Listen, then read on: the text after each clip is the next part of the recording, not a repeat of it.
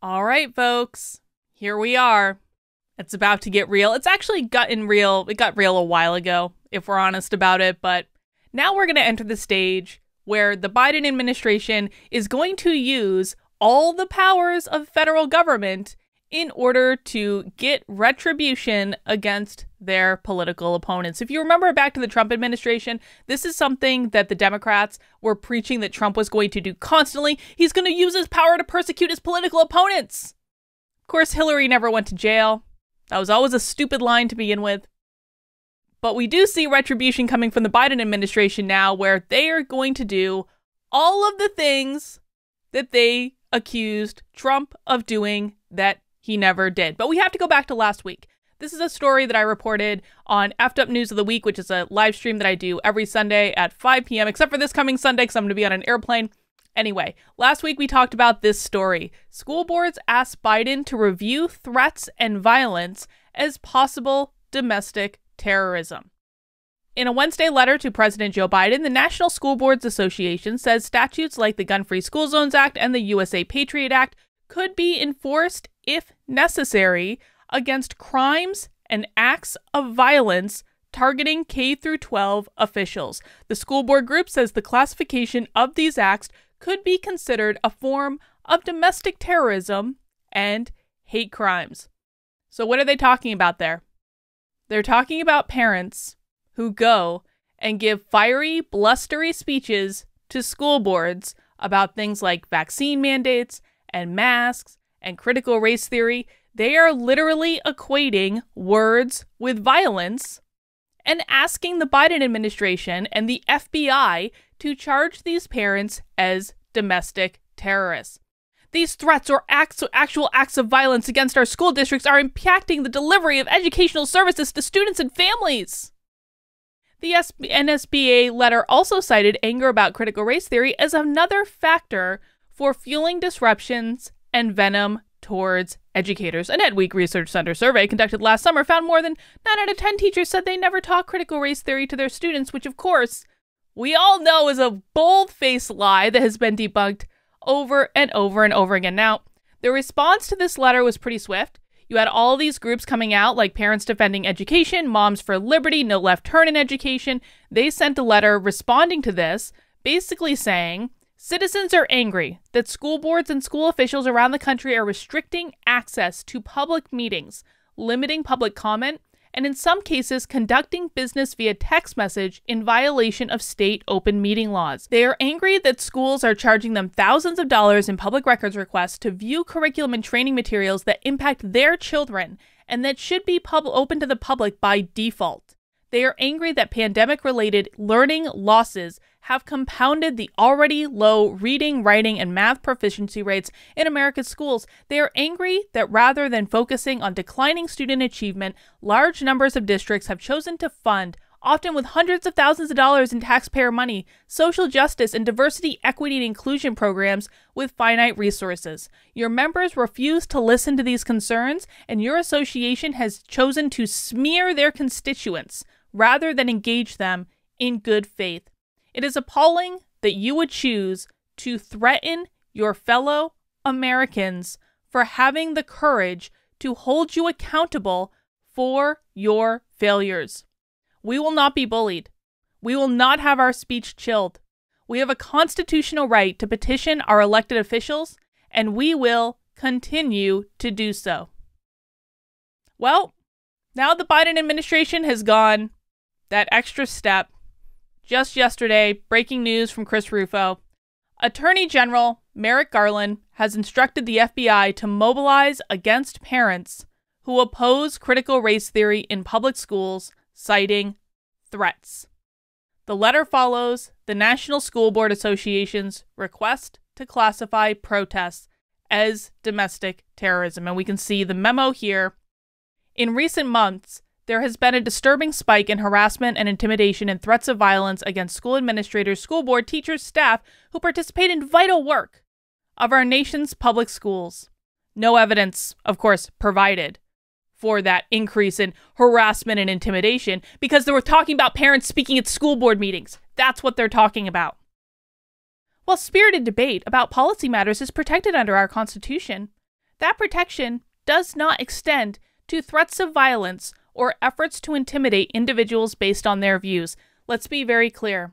In the policies that they are implementing in the schools, they literally teach that words are violence. So when they're saying violence in this particular context, what they mean is parents going and speaking at school board meetings. That's what they're going to classify as violence. That's what they're going to classify as potential threats. The department takes these incidents seriously and is committed to using its authority and resources to discourage these threats, identify them when they occur, and prosecute them when appropriate. In the coming days, the department will announce a series of measures designed to address the rise in criminal conduct directed towards school personnel. Coordination and partnership with local law enforcement is critical to implementing these measures for the benefit of our nation's nearly 400,000 public school districts. So, fun fact, last week, there was something that happened in the Department of Homeland Security where they formed this little commission to coordinate law enforcement at all levels of government. And there was an email about it internally. One of my sources inside the DHS actually forwarded it to me. And I was like, what is going on? The Department of Homeland Security is forming a commission to try to coordinate all levels of law enforcement at all levels of government. Are they trying to federalize local law enforcement? Look what happened. Look what happened.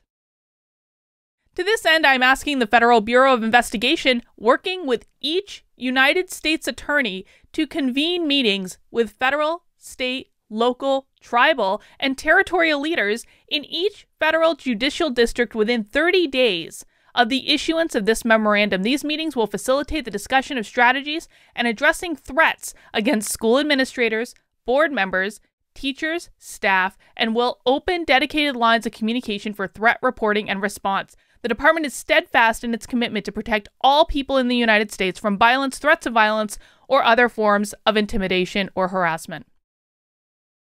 The Biden administration is weaponizing the DOJ and the FBI to go after their political opponents.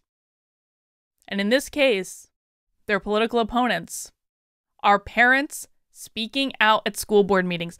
Listen, never, ever, ever, ever, ever forget that the public schools that you send your children to are government-run organizations. They are government schools. They are government schools that the government compels your children to go to. Believing that we could walk into school board meetings and give a few fiery speeches was always a misguided tactic. And I'm going to be honest, I'm one of those people that I do believe there is some value in getting up and making a fiery speech. I think there's value from a personal perspective. I think that there's value in people personally empowering themselves, in finding their voice, in speaking up for themselves. I think if they do it in what used to be a relatively safe way. I used to tell people, go speak at a school board meeting. It's like the lowest bar of entry, right? It's a relatively safe thing you can do. Now it's literally not safe to speak at a school board meeting. But it was always a fool's errand. Like, I liked it from a personal empowerment perspective, but speaking at school board meetings was never going to get things done anyway, if for no other reason than school, at least when it comes to critical race theory. I'm not talking about vaccines and masks, that's a different thing. But at least when it comes to school curriculum, unless you live in the states of Connecticut and Vermont, your school board has no say over what's taught in the classroom anyway. It is a complete fool's errand. You know, people have given me crap for talking about how I think that Matt Walsh posed a publicity stunt in Virginia when he went to speak at that school board. The school board in Virginia has no impact over what's taught in the classroom. Zero impact. Zero. So what should parents be doing instead? Listen, I did a live stream yesterday. You can find it on my channel. You can just go scroll down. It's like right at the top. It's called How to Approach Your School About Critical Race Theory. It's with Deb Philman and Justice Graves. It was a 2+ hour long conversation. You need to watch this conversation. Deb Philman is an educator and a homeschool advocate. She's worked in the schools. She understands how the system works. She teaches students how to homeschool their kids. Justice Graves just got off his local school committee. He got elected to school committee and just ended up resigning a couple months in because it was such a useless endeavor. And he has lots of thoughts about that. But this is an absolutely critical conversation to watch, because what we talk about is the fact that going and speaking at the school board meeting is not going to work. And what are the other things that you can do instead? There are many other things you can do. And right now, one of the things that Deb has been saying for weeks is that if you go and speak at school board meetings, your name's going to get put on a list and there will be retribution. Now we actually have evidence of that. It's not theoretical anymore. If you go and speak at a school board meeting, your name's going to get put on a list and there will be retribution. But that doesn't mean there aren't other things you can do instead. You can coordinate with parents in your community. You can make sure you're at least spreading the message that the public schools are irreparably broken. In that conversation, we also talk about how the schools are actually doing exactly what the schools are designed to do. It was one of the most terrifying and illuminating conversations I've had in a long time. So I will link it in the description below. You can go and find it on my channel. I strongly encourage you to watch the conversation. It is a much better use of your time to get together with a couple of parents in your neighborhood that you know are of like mind and watch the conversation that I had with Deb and Justice yesterday. That is a much better use of your time than going in to speak at your school board meeting. I want to read the rest of this thread from Chris Rufo because I agree with him totally and completely. The Biden administration is rapidly repurposing federal law enforcement to target political opposition. We want to classify dissent as information.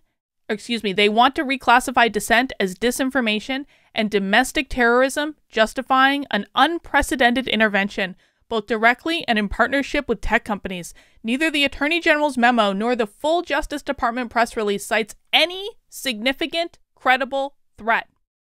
They don't have a real threat of violence. They're classifying your words as parents as violence. This is a blatant suppression tactic designed to dissuade citizens from participating in the democratic process at school boards. We must forcefully push back against the suppression of our basic rights and the criminalization of our politics. The Biden administration wants to apply the J6 strategy to every expression of conservative speech and assembly. We must not let them. And I'm going to say, I think it is misguided of Chris Rufo to label this as conservative speech. I'm not a conservative. There are many people that are fighting back against this that are not conservatives. I am a liberal. I have always been a liberal, will always be a liberal, because liberal means liberty. That is the definition. Look it up. It's not a pejorative. It's not an insult. Liberal means liberty, and I think it is a really misguided thing to assume that only conservatives are fighting back against this. In fact, I think that conservatives are some of the weakest of fighting back against this because they don't do things in smart, strategic ways. That is another video for another day. But listen, man, this is real. They're weaponizing the FBI and the DOJ. It is what it is. And the only thing that we can do about it is start to coordinate in our like-minded communities.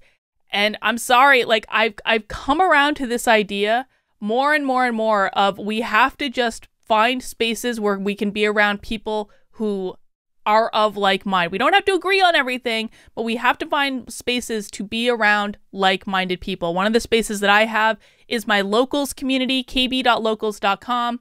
It is free to join. You can join as a free account. Just go to kb.locals.com, sign up for it. That gives me a way to get in touch with you in case I get censored or banned on all these different platforms. It gives us a place where I know that I will never be censored because Dave Rubin has built us a platform where we can say whatever we want.